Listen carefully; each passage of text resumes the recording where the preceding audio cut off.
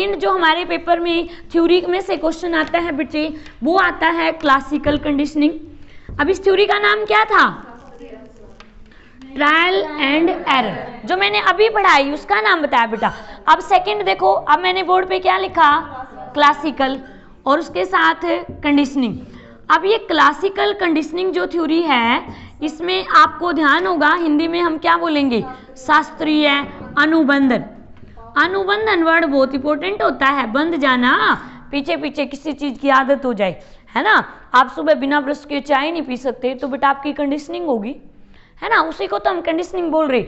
अब इसके में बताओ किसका नाम आएगा? पैवलोव का। बस क्वेश्चन निकाल दो आज तो। पैवलोव आपको याद होगा किस पे एक्सपेरिमेंट था? वो डॉग पे। वो फॉर्मूला याद करो, बताओ उसमें क्या था बेटे? पहले तो यू, यस मैम, UCS, फिर क्या था? UCS के बाद CS, फिर क्या था? UCR। जो बच्चे रेगुलर मेरी क्लास में रहे उनको ये पता है। यहाँ पे क्या है? भोजन, लिख सकती हूँ ना। यहाँ पे क्या है? घंटी, और यहाँ पे क्या है? लार। इसमें यही था ना बच्चे कि भी पैवलोव ने जो एक्सपेरिमेंट किया वो इस तरह से था, लेकिन उसने क्या बताया कि भी वो ये कह रहा है भी ये जो UCS फुल फॉर्म क्या है इसकी? अनकंडीशनल स्टिमुलस, जिसको हम हमारी हिंदी में अगर एक ओरिजिनल सा नाम दे तो क्या होगा? प्राकृतिक। क्या नाम होगा बेटा? प्राकृतिक उद्दीपन। प्राकृतिक उद्दीपन। ये क्या है? कंडीशनल। तो हम इसको क्या नाम देंगे बेटा? कृत्रिम उद्दीपक। और ये क्या है? अनुक्रिया, है ना, अनकंडीशनल रिस्पॉन्स, प्राकृतिक अनुक्रिया। तो यहाँ पे इसकी मेन बात क्या थी? वो ये कहता है कि जब UCS दिखाया गया, साथ साथ किसको यूज किया गया? CS को, तो कुत्ते के मुंह से क्या आई थी? लार। लेकिन हमारे पेपर में एक क्वेश्चन हो रहा था कि भाई ये नहीं दिया गया, बस ये दिया गया, लेकिन रिस्पॉन्स फिर भी आया। याद होगा UCS के बिना CS था तो रिस्पॉन्स भी वही था, बस ये ध्यान रखोगे। एक बेटा आपको याद है, मैंने एक वर्ड याद करवा रखा है, विलोपन, एक्सटेंशन, याद होगा। इसमें क्या हो गया था कि भाई इसको देख कर रहा था तो आर थी, लेकिन एक टाइम ऐसा आया था ना, उसको पता लगा मेरा बेवकूफ बना रहे हैं। जब ये भी दिया गया, ये दिया गया और ये नहीं था, एक बार में तो लान आई थी, लेकिन बाद में ना उसको समझ आ गया कि मेरा बेवकूफ बना रहे, तो भाई इसमें इसके साथ ना ये नहीं आई। जब जैसे जैसे रिपीट हुआ तो वो जो रिस्पॉन्स था वो धीरे धीरे विलोप होने लगा, तो वो क्या हो गया? विलोपन। एक स्पोंटेनियस, हाँ मैम, उसमें विलोपन, उसमें मैम वो है सेपिंग, विलोपन है, लेकिन उसका मेन पॉइंट जो है वो सेपिंग, याद रहे। हाँ, वो उसमें उसको आदत हो जाती है ना उसके अकॉर्डिंग, तो वो क्या हो जाएगा? सेपिंग। ओके भाई, आपको वैसे याद रखनी है ये टर्म कि हमारे पेपर वाला पूछ लेता है विलोपन क्या होगा। विलोपन मतलब जब प्राकृतिक उद्दीपक तो है ही नहीं था, कृत्रिम उद्दीपक के साथ अनुक्रिया आना बंद हो जाए, फिर वो क्या हो गया? विलोपन। बस ये ध्यान रखना। अब आ जाएंगे भाई नेक्स्ट जो हमारे पेपर में आएगा वो क्या है? Operant conditioning. ये भी याद होगा ऑपरेंट कंडीशनिंग, और हम अगर इसमें नॉलेज रखें तो याद है हिंदी में नाम सक्रिय, लेकिन इससे इंपॉर्टेंट बेटा इसका दूसरा नाम याद करा रखा मैंने तुम्हें, वेरी गुड। एक मैम, हाँ, हिंदी में हम इसका दूसरा नाम क्या है? नैमित्तिक। इंग्लिश में हम क्या बोलते हैं बेटा इसको? इंस्ट्रूमेंटल। याद होगा, अगर पेपर में कभी बेटा ये वाला क्वेश्चन डाल ले तो भी आप सभी जानते हो इस भाई साहब को, इसका नाम क्या है? BF Skinner. इसको 2-3 क्वेश्चन आते हैं इसके पेपर में डायरेक्ट। एक क्वेश्चन कौन सा आता है? Programmed learn. इसके लिए भी किसको जानते हो आप लोग? स्किनर को। स्किनर ही आता है ना प्रोग्राम्ड लर्निंग। 3 टाइप्स होते हैं प्रोग्राम लर्निंग के, लीनियर, मैथमेटिक्स, ब्रांचिंग। ब्रांचिंग पहले और मैथमेटिक्स बाद में। ध्यान होगा, नॉर्मन एंड क्राउडर आएगा तो ब्रांचिंग, और गिलबर्ट आएगा तो मैथमेटिक्स, और लीनियर आएगा तो only Skinner. Computerize teaching learning कराया हुआ है सभी को, बस यहाँ बस ये याद रखना स्किनर। उसके बाद बेटा उसका एक्सपेरिमेंट पता है आपको स्किनर का, चूहे और कबूतर पर। उसके बाद एक कीवर्ड याद होगा सभी को, क्या था वो? रीइंफोर्समेंट काफी इंपॉर्टेंट रहा है हमारे पीजीटी में ये टॉपिक, क्योंकि रीइंफोर्समेंट जो है वो हमारे पेपर में अब डिटेल में आने लग गया। एक तो रीइंफोर्समेंट लगातार दिया जाए, एक बेटा वो गैप के बाद दिया जाए, एक बेटा वो कितना दिया जाए, याद होगा। तो मैंने आपको याद करा रखा, क्या क्या थे वो, वेरी गुड, रेशो और इंटरवल, हाँ फिक्स्ड रेशो और वेरिएबल, याद होगा। पेपर में बेटा वो एग्जाम्पल पूछेगा, हर महीने की इतनी तारीख को आपको सैलरी मिल रही, तो डेफिनेटली एक तारीख दे दी तो वो फिक्स है, रोज रोज थोड़ी सैलरी दे रहा है, वो तो गैप है भाई, तो इंटरवल है, याद होगा, क्लियर। तो बेटा इसमें हमें ये रीइंफोर्समेंट का टॉपिक रिवाइज रखना है। एक बच्चे में आप भी बोल रही थी पेपर वाला ये पूछ लेना, ये शेपिंग का कंसेप्ट भी किसका है, तो मैम स्किनर का याद रखोगे, शेपिंग का भी चेन लर्निंग का भी, तो भी हम किसको जानते हैं, स्किनर को, ठीक है, याद रख लोगे। अब उसके बाद हमारा ये हो गए सारे जो मैं अभी बता रही थी वन लाइनर क्वेश्चन, ऑपरेंट हो गया, उससे पहले क्लासिकल, उससे पहले कौन सा था, ट्रायल एंड एरर। एक आप वॉटसन को जानते हो कि भी उसने खरगोश पे काम किया था उसके बेटे पर, वो भी किस में था, बिहेवियरिज्म, उसका भी वही तो था, उसने कंडीशनिंग करा दी उसके बच्चे की कि जैसे ही उसका बच्चा किसी वाइट चीज जो सॉफ्ट होती उसको देखता तो वो उससे डर जाता, तो डेफिनेटली वो हाउस की क्या होगी थी, कंडीशनिंग। तो अकॉर्डिंग टू एग्जाम आपको ये याद रखने। उसके बाद बचे कोग्निटिव में हल का भी पता होगा, हल का क्या कनेक्शन था, देखो बच्चे अगर पेपर वाले ने पूछा हाइपोथेटिकल डिडक्टिव थ्योरी तो भी राइट आंसर कौन आएगा, हल।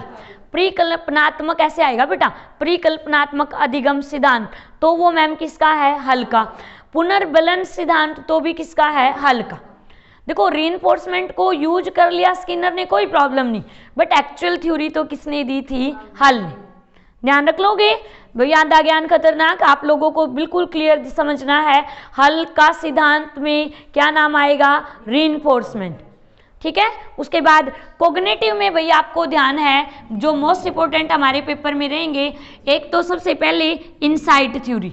एरिया तो बेटा आपको पता है कोग्निटिव एरिया में जीन पियाजे कोग्निटिव था, बंडूरा कोग्निटिव में था, याद होगा बच्चे, वाइगोत्स्की कोग्निटिव में था, लेकिन थ्योरी कौन सी इंपोर्टेंट है, लर्निंग की थ्योरी में, तो इसका एरिया है भाई ये संज्ञानात्मक क्षेत्र। पेपर वाला ये पूछेगा ना अधिगम के संज्ञानात्मक क्षेत्र में कौन कौन से थे, वो जो मैं नाम लिख रही थी, लेकिन यहाँ तो बेटा मैं डायरेक्ट आपको क्या बताने लगी, अब थ्योरी। इनसाइट थ्योरी किसने दी, वन लाइनर क्वेश्चन, किसने दी थी भाई, कोलर ने। अब कोलर की फैमिली को जानते हो, जानते हैं, कोलर की फैमिली कौन सी थी, गेस्टाल्ट। पूरे फैमिली का नाम बताओ ना बेटा, गेस्टाल्डिज्म, क्योंकि गेस्टाल्ट तो एक जर्मन का वर्ड है जिसका अर्थ ही पूरा क्या होता है, समग्र, कंप्लीट, वॉल, ठीक है बेटा। देखो यहाँ से भी क्वेश्चन आया हुआ था पेपर में, गेस्टाल्टिज्म, ये जर्मन वालों की लैंग्वेज में गेस्टाल्ट एक वर्ड है जिसका कंप्लीट एक मीनिंग होता है, गेस्टाल्ट का मतलब क्या होगा, समग्र। अब इनका ये जो गेस्टाल्टिज्म है इनका एक ग्रुप था जिसमें सबसे पहले किसका नाम था, वर्दामियर, फिर बेटा कौन था, कोफा, और उसके साथ कौन था, कोलर। लेकिन हमारे लिए तो आज इंपॉर्टेंट कौन है, ये कोलर, ये तो इसकी फैमिली है, लेकिन बेटा थ्योरी किसकी थी, कोलर की। याद होगा वो किस पे काम किया था उसने, चिंपैंजी पे। उसका नाम पीआरटी में पूछते थे, अब नहीं पूछेगा, वो बोर हो गए ये बच्चों वाले क्वेश्चन पूछ के, सुल्तान। फिर उसमें हमें थ्योरी का भी पता है कि भाई उसको जहाँ पे रखा गया, केलों को ऊंचाई पे बांधा गया है ना, वहाँ पे एक्चुअल रिजल्ट क्या था, पहले वो देख रहा है भाई ये कैसे टूटेंगे, है ना, फिर बेटा वो सोच रहा है उसके बारे में, फिर अचानक उसे एक सूझबूझ आई कि यस ये छड़ी ले लूं या इस बॉक्स पे खड़ा हो जाऊं, देन मैं उनको तोड़ लूं। तो इसका मतलब इस थ्योरी का नाम क्या था, इनसाइट थ्योरी, और इसके ओनर कौन थे बेटा, कोलर। डायरेक्ट आएगा पेपर में, उससे फालतू नहीं हम इसमें डिस्कस करेंगे। उसके बाद बचे, फिर आपको याद है एक फील्ड लर्निंग थ्योरी, ये भी आने लगी बेटा इसमें, फील्ड थ्योरी, लर्निंग की फील्ड थ्योरी। यहाँ पे किसका नाम, कर्ट लेविन। अब कर्ट लेविन के मैंने 3 ही क्वेश्चन याद कराए हैं तुम्हें आज के लिए। पेपर वाला क्या पूछ रहा है, टोपोलॉजी, पेपर वाला क्या पूछ रहा है, लाइफ स्पेस, और यस, और उसके बाद भी बचे ये वेक्टर वर्ड। मैथ की जो टर्म आई ना कहीं पर भी समझ लेना बेटा, मैथ की जो टर्म आई ना तो समझ लेना किसका पंगा है, लेविन का। एक जरूरी नहीं है बेटा टोपोलॉजी आए, और भी बहुत सारे हैं वेक्टर, ये जैसे मैंने लिख दिया हो सकता है यही आ जाए पेपर में। हो गया क्लियर? देखना कल ऐसा ही होगा, जिस चीज को हम ऐसे बोल रहे हैं ना वो पक्का आगे मिलेगा। तुम इतनी अच्छी स्माइल करोगे फिर मेरे बारे में सोचोगे, ठीक है ना? तो ये थोड़ा ध्यान रखना इन चीजों का। उसके बाद भाई हमें और किसका पता है इस साइड में, एक बेटा नाम आता है Tolman. Tolman latent learning theory थी ना बेटा इसकी, लेटेंट लर्निंग, इसको हम सिंबल भी बोलते हैं ना, याद होगा? हाँ, सिंबल लर्निंग याद होगा। लेटेंट सिंबल कभी भी नाम आए ना बेटा, चलो मैं ये भी लिख देती हूँ, तो भी हम किसका नाम लेते हैं? टोलमैन का। वो छिपा हुआ अधिगम, लेटेंट होता है बेटा छिपा हुआ, जो दबा रखा है। क्या मैम? हाँ, अव्यक्त, जो पहले ही व्यक्त नहीं किया मैम, वेरी गुड, वही इसमें आएगा। ठीक है, ये किसका नाम है? टोलमैन। ओके भाई, उसके साथ आगे अगर तुम्हें ध्यान होगा बंडूरा पढ़ चुके हो, और उसका कंसेप्ट क्या था? SLT। ये तो बेटा कल भी करा चुकी हूँ मैं, इसको रहने देंगे अब, ठीक है भाई? क्लियर है? एक बेटा आपको याद है आजकल एक और नाम आने लग गया हमारे पेपर में, हर बार पेपर में आता है, वो याद होगा ब्रॉन फेन ब्रेनर। याद होगा ब्रॉन, उसके बाद फेन और उसके बाद ब्रेनर। अब हम इसके नाम से कोई मतलब नहीं, इसकी थ्योरी आती है पेपर में, इकोलॉजिकल थ्योरी, पारिस्थितिकी परक सिद्धांत, यही नाम है मैम। अब हम बस इसको अकॉर्डिंग टू एग्जाम रख लेते हैं। इस थ्योरी में इस ब्रॉन फेन ब्रेनर ने हमें एक इकोलॉजिकल थ्योरी दी थी। पहली बात, नाम नया है, बंदा भी नया, काम भी नहीं। इसने बेटा लर्निंग के लिए या बच्चे के एनवायरनमेंट का उसको किस तरह से प्रभाव पड़ता है उस पर, उसमें कुल कितने लेवल बताए थे? 5। बेटा वो लेवल कह रहा है तो भी एक बात, और वो सिस्टम कह रहा है तो भी एक, वो स्टेज भी बोल देगा, पेपर वाला है वो कुछ भी पूछेगा, कंसेप्ट की नॉलेज नहीं उन्हें, सिर्फ क्वेश्चन आंसर की नॉलेज है। तो यहाँ पे लेवल हो या सिस्टम हो, वो कितने थे? कुल 5। अब आपको याद होगा वो कौन कौन से थे? माइक्रो, सेकंड बताओ, तीसरा, वेरी गुड, फोर्थ मैक्रो, और उसके बाद क्रोमो, ये थे ना। अब इनको बेटा आपने ये पेपर में ऐसे नहीं आएंगे, ये तो हमें चलो नाम पता थे सबको, हमारे पेपर में तो इनके एग्जाम्पल आएंगे। मैंने कहा फैमिली जो डायरेक्ट जुड़े हुए हैं, फ्रेंड्स, स्कूल, मंदिर, ये सारे किस में चले गए? माइक्रो। फिर मैंने आपको बताया था फैमिली का स्कूल के साथ क्या संबंध है, वो किस में चला गया? मैक्रो। क्लियर हो गया? फिर उसके बाद एक्सो में मैंने क्या बताया था कि वो बच्चे से डायरेक्ट नहीं होंगे, लेकिन जो ये वाले हैं ना माइक्रो वाले, इनका कनेक्शन डायरेक्ट होगा। माइक्रो के जो मेंबर है ना बेटा, उनका कनेक्शन डायरेक्ट होगा। जैसे जो पेरेंट्स वर्किंग होते हैं, जहाँ पे वो काम करते हैं, कितना टाइम काम को देते हैं, उसका प्रभाव बच्चे पर पड़ता है। तो वो किस में चला गया? एक्सो। उसके बाद इसमें तो मैंने एक ही बात बता रखी बेटा, यस नो, इसमें बच्चे रूल को ध्यान रखोगे, रूल आ जाए, ला आ जाए, मोरल आए, है ना बेटा। तो ये सारे किस में चले गए? मैक्रो। ध्यान रखना कानून किस में है? मैक्रो में। रीति रिवाज मैक्रो, ठीक है, सम्मान, ये भी सारे किस में बचे? मैक्रो। उसके बाद आपको ध्यान है क्रोमो, यहाँ पे टाइमिंग की, कि भी कोई भी ऐसी घटना तो वो यस ये किस में चलेगी? क्रोमो। टोटल याद रहेगा, नाम क्या है बच्चे? ब्रॉन फेन ब्रेनर, थ्योरी का नाम इकोलॉजिकल, टोटल कितने सिस्टम? 5। पांचों का कनेक्शन पूछेगा। ऐसे बेटा वो एक पॉइंट पूछ के ये पूछ लेता है ये किस में है, आपको बस उनको मैच करना होता है, सीरीज में पूछ लेता है। क्रोमो मैम देखो, इसका मतलब कोई भी ऐसी घटना जिसका बच्चे पर बहुत गहरा प्रभाव, अब ये कोरोना टाइम है डेफिनेटली, अब आने वाले टाइम में भी इसका प्रभाव पड़ेगा। बच्चे अच्छे से स्टडी नहीं कर रहे, घर बैठे हैं, उनको वो पहले वाली हैबिट नहीं रही पढ़ने की, तो आगे चल के अगर कोई 10th में है, 12th में है, जिस भी आगे जाएगा डेफिनेटली उस पर उसका प्रभाव पड़ेगा। तो डेफिनेटली बेटा ये किस में आ गया? क्रोम। आ गया मैम समझ? आगे चले? ओके भाई। उसके बाद आपको ध्यान रखना है कि भाई ये हमारी थ्योरी, एक बेटा मैंने आपको मेमोरी और फॉरगेटिंग का टॉपिक करा रखा है, टाइम वेस्ट नहीं करेंगे, बस नॉलेज का एरिया रखो, मेमोरी, और उसके साथ ही एक टॉपिक इसी में क्या जोड़ते हैं हम? फॉरगेटिंग। मुझे जो जो याद आ रहा है मैं तुम्हें समझा रही हूँ, ये क्या है? मेमोरी, हो सकता है बेटा डिटेल क्लास में बताया हो, अब नहीं याद आ रहा हो, वो क्या है बेटे, फॉरगेटिंग। लेकिन मेमोरी में तो एक प्रक्रिया है भाई, सबसे पहले क्या है एनकोडिंग, फिर क्या है बेटा स्टोरेज, है ना लाडो, और फिर क्या है वो रिट्राइवल। क्या होगा ना, यही तो है एक्चुअल में नाम, एनकोडिंग, स्टोरेज और रिट्राइवल। आप कंप्यूटर में डाटा सेव कर रहे हो, कहाँ पे सेव कर रहे हो, कब उसका यूज करोगे, ये मेमोरी का क्या होता है, प्रोसेस। याद होगा।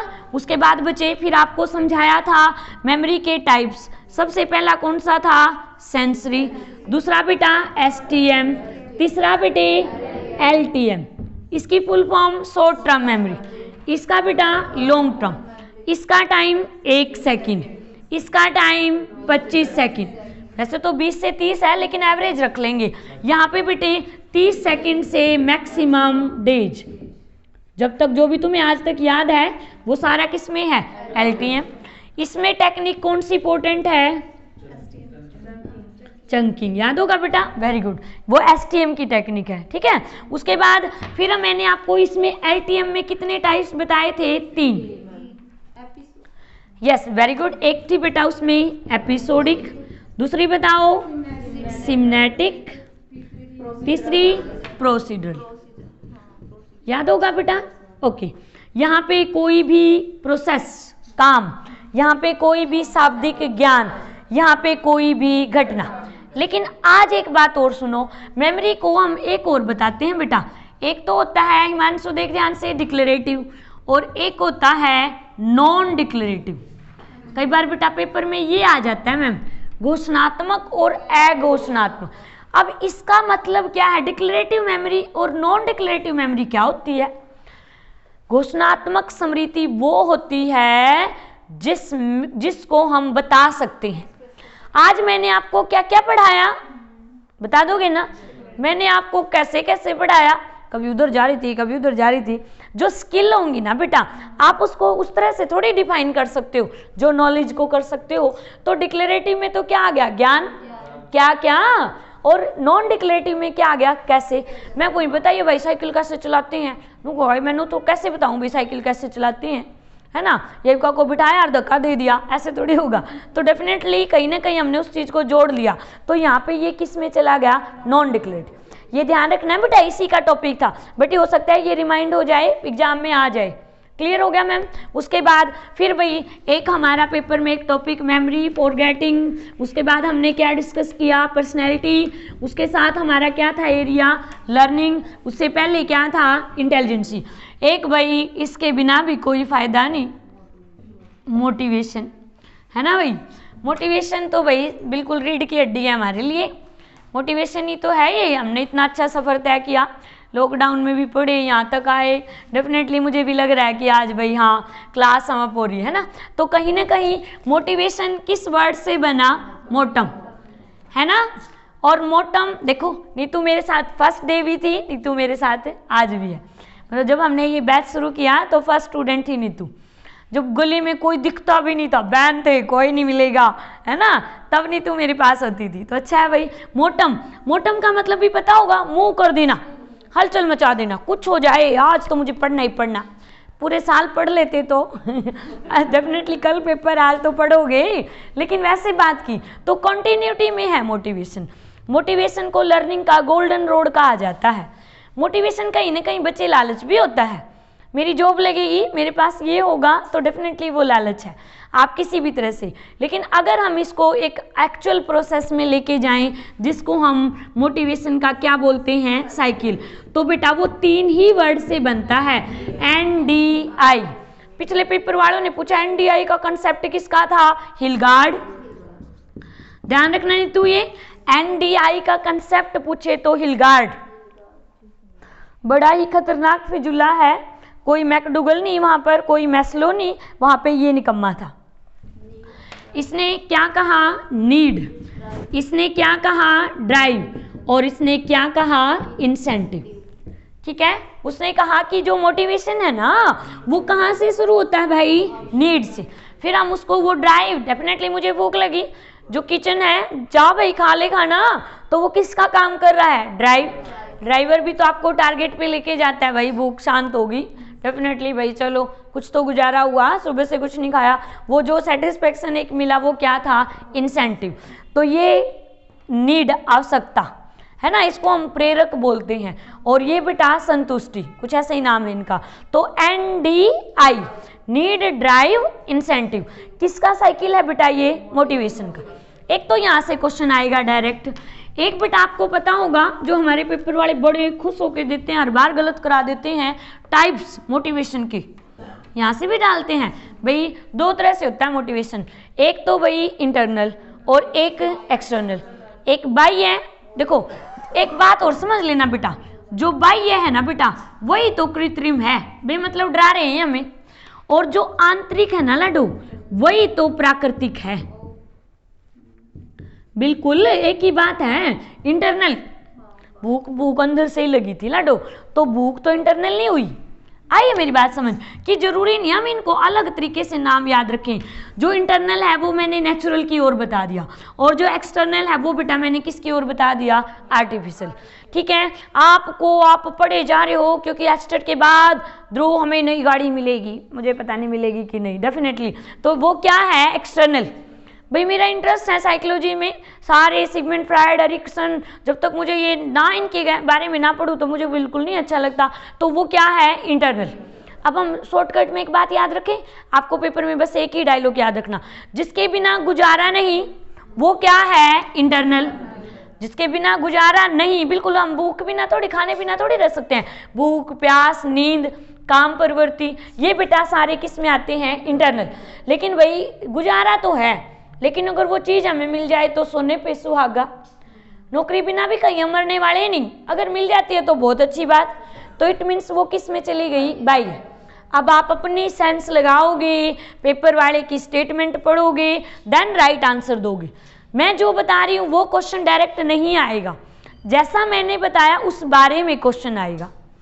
आगे बेटा समझ। उसके बाद एक भाई हम इसमें थ्योरी में अगर एक दो का नाम याद रखेंगे आज की क्लास में, तो एक मैस्लो को भी याद रख लेते हैं। मैस्लो की थ्योरी आती है बेटा पेपर में, और उस पेपर में थ्योरी का नाम है नीड थ्योरी, नीड हायरार्चिकल थ्योरी, कि उसने ना हमें 5 तरह की क्या बताई थी, नीड। देखो आवश्यकता, मूल आवश्यकता का सिद्धांत किसने दिया, मैस्लो ने। उसने कितनी आवश्यकताएं बताई थी, 5, और वो 5 भी ना बेटा ऐसे हायरार्चिक क्रम में बताई थी। वो कहता है भाई सबसे पहली हमारी आवश्यकता कौन सी है, बताओ पहली, वेरी गुड, जैविक, बेसिक, आपका बर्थ होना डेफिनेटली। उसके बाद दूसरी कौन सी थी, सुरक्षा, चाहे वो एनवायरनमेंट की हो। तीसरी कौन सी थी, प्रेम। उसके बाद कौन सी थी, 4th, याद होगा, हाँ, आत्म सम्मान, यस, स्टीम।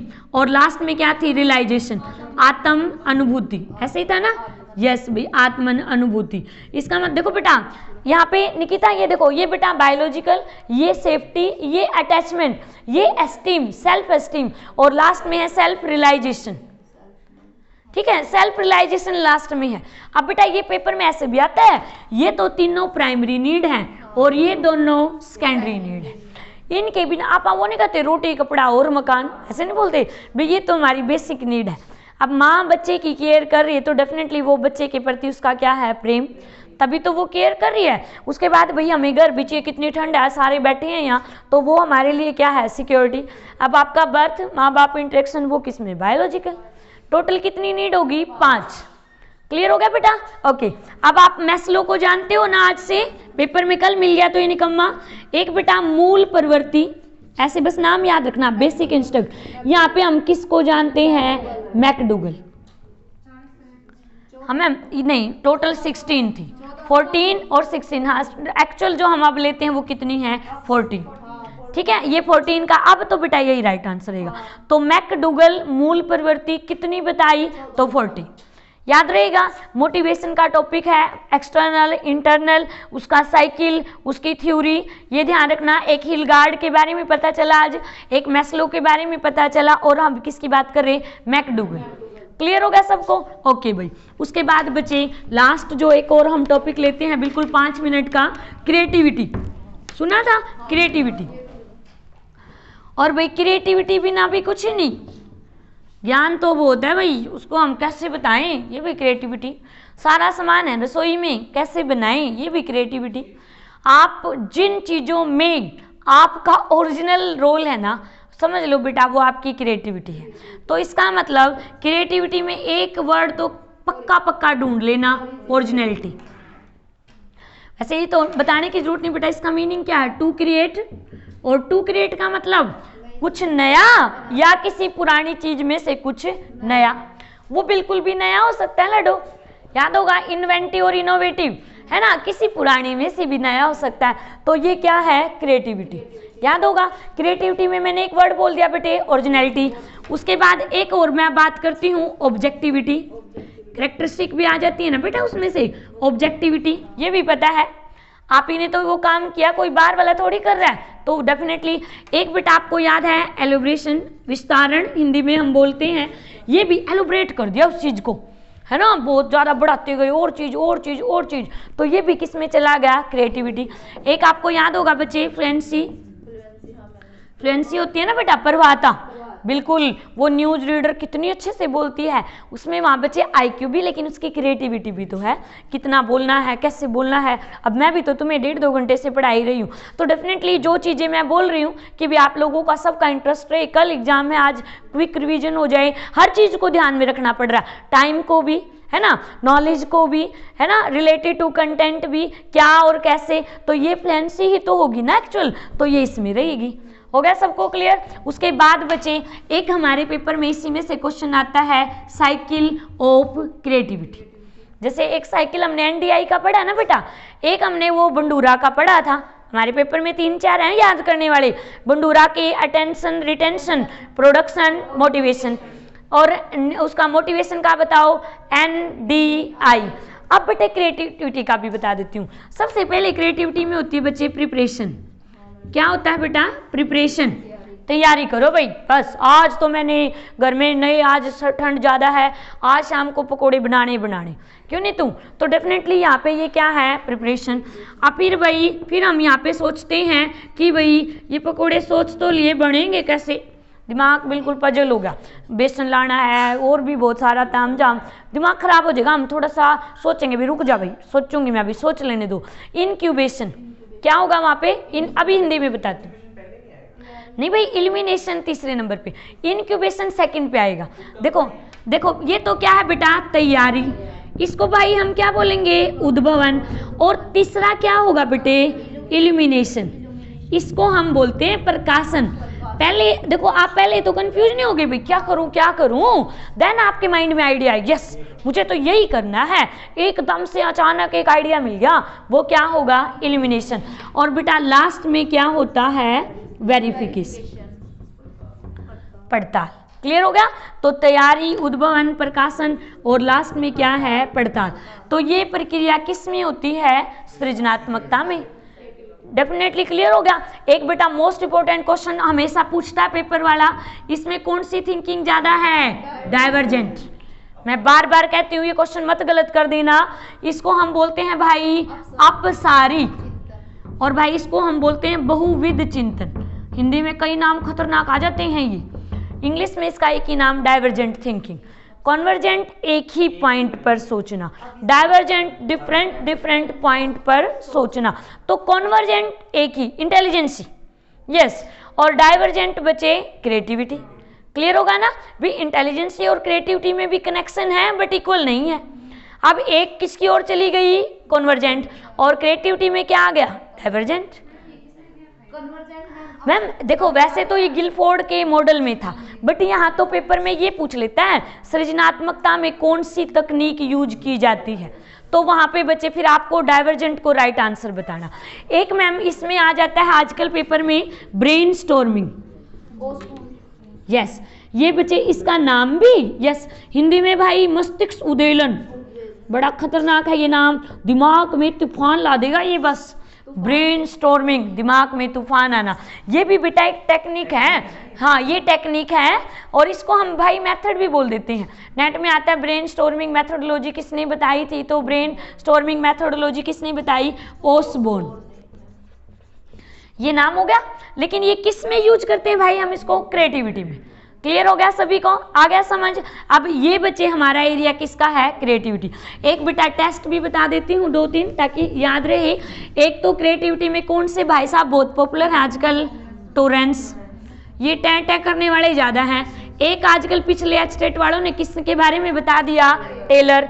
टेलर के बारे में भी सुना होगा कि भी टेलर ने क्रिएटिविटी के कितने लेवल बताए थे, 5, याद होगा, वो पेपर में आपको लिखवा रखा बच्चे, चाहे वो एक्सप्रेसिव हो, ध्यान होगा, है ना, चाहे उसके बारे में डिस्कवरी हो, चाहे इन्वेंटिव हो, चाहे इनोवेटिव हो, एंड द लास्ट कौन सा था, एमरजेंट। 5 थे ना, वो नाम पूछ लेता बेटा, पहला कौन सा, दूसरा। मैंने करवा रखा बच्चों, आप जो नहीं आए थे वो आपकी गलती, लेकिन फिर भी आप ये ध्यान रखना कि भी वो लिखे हुए एक बार याद रखना, टेलर, ठीक है, टेस्ट उसने थ्योरी दी थी क्रिएटिविटी की, और जिसने कितने लेवल बताए थे बेटा, 5। सबसे पहले कौन सी थी, एक्सप्रेसिव, है ना, ये याद होगा, अभी मैंने बोला था, नहीं तो लिखा था बेटा, ओके भाई। उसके बाद एक मैम टोरेंस हो गया, मेन नाम किसका आएगा, टोरेंस। फिर मैंने किसका नाम बताया, टेलर। एक भाई इंडियन में कौन सा आता है, पीके पासी, इसने टेस्ट बनाया था। एक बेटा मोस्ट इंपोर्टेंट, सबसे आसान, बक्कर मेहंदी। मेहंदी लगाना भी तो क्रिएटिविटी है, यहाँ तो वैसे मेहंदी लगी कलर से ही, है ना। इसका मतलब ये अगर पेपर वाला ये पूछ रहा है ना, बक्कर मेहंदी परीक्षण किसका है, तो किसका है वो, क्रिएटिविटी का। क्लियर कर दोगे। एक बेटा आपको हमेशा ध्यान रखना, कहीं ना कहीं ये नाम नहीं, इनका काम वैल्यूएबल है, क्योंकि टॉपिक ही हमारा क्या है, क्रिएटिविटी। समझ आया सभी को, ओके भाई। उसके बाद एक और हम बात करते हैं, एक हमारे पेपर में आजकल भाई वो जो इंक्लूसिव एजुकेशन का एक एरिया होता है, क्योंकि इसके बिना तो भाई क्लास ही नहीं पूरी होती। डेफिनेटली आपको सुना होगा इंक्लूसिव, और अगर मैं यहाँ पे क्या लिख दिया, एजुकेशन, ठीक है। अब हिंदी में बेटा क्या है, ये समावेशी शिक्षा। बस इसका एक क्वेश्चन इंपॉर्टेंट है बेटा इसमें, इंक्लूसिव में ना ध्रुव, जनरल के साथ जो बाधित बच्चे हैं ना वो इंक्लूड होते हैं, मतलब इसमें सामान्य कोई वैल्यू ज़्यादा है।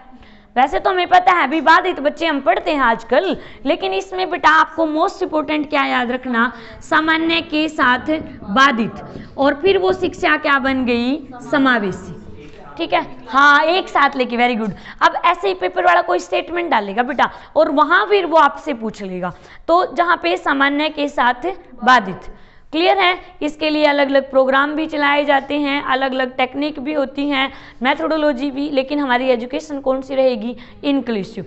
लेकिन स्पेशल एजुकेशन होगी तो क्या होगा, जैसा जैसा बच्चा वैसी वैसी एजुकेशन। एक ब्रेल लिपि मेथड सिर्फ ब्लाइंड के लिए है, तो वो किस में चला गया, स्पेशल में। जिसको कम दिखाई दे रहा है, ज़्यादा दिख रहा है, उसको बिठा लो क्लास में, लगा ले भाई चश्मा, दिख रहा होगा, इतनी जोर जोर से बोल रही हूँ मैं तो सुन भी रहा होगा, क्योंकि वहाँ पे वो बच्चा किस में आ गया, इंक्लूसिव में। बच्चे वो मेरे साथ नहीं पढ़ सकता, उसको तो उसी मेथड से पढ़ना पड़ेगा, डेफिनेटली वो किस में चला गया, स्पेशल। तो डिफरेंस आया। जब मैं आपके साथ उन बच्चों को एडजस्ट कर लूँ, बिठा लो बेटा, मैं और तेज बोल लूँगी कोई बात नहीं, मैं और अच्छे से एक्सप्लेन कर दूंगी कोई बात नहीं, तो वो क्या है, इंक्लूसिव।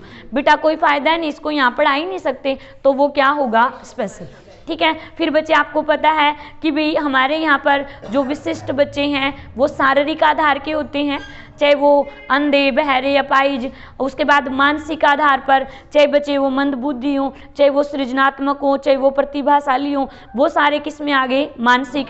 सामाजिक आधार पर भी अलग होते हैं बच्चे, ये भगोड़े, कल बात कर रहे थे, आवारा, बाल अपराधी, कुसमायोजित बच्चे, भगोड़े, ये सारे किस में आ गए, सामाजिक आधार। क्लियर है। फिर बेटा एक आपको याद है, मैंने आपको एक टॉपिक करा रखा है, स्लो लर्नर